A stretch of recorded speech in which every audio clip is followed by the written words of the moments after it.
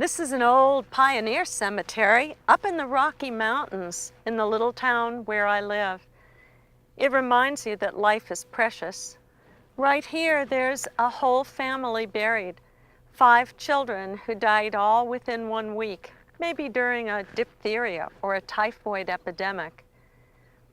Sometimes I think we take life for granted, but in a place like this, you remember that it's precious. Oftentimes at births and at deaths, these very thin places where worlds touch.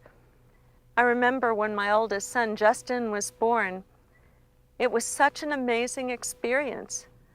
As he came out, I saw his whole body surrounded by light. Even the umbilical cord was totally luminous.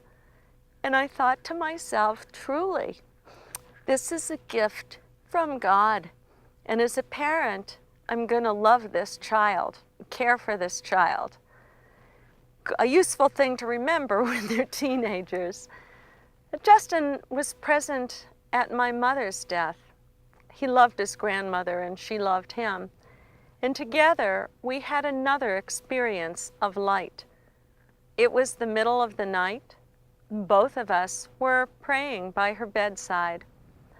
I was wide awake, but I had a vision that has really stayed with me for now 17 years. In the vision, I was a pregnant woman, but I was also a baby being born. And there was just one mind in those 2 bodies. And I thought, maybe that's all there is, the mind of the divine present in all of us, in all things. Then, as the baby, I was born and came out again into a light of such love and wisdom and mercy and forgiveness that there really aren't any words for that. When I opened my eyes, my mother had gone, but there was my son with such a look of awe on his face. He looked at me and he said, "Mom, the room is filled with light. Can you see it?" And I did. It was just like the physics professor in high school had said. Nothing is separate. Everything's made of light. Everything's connected.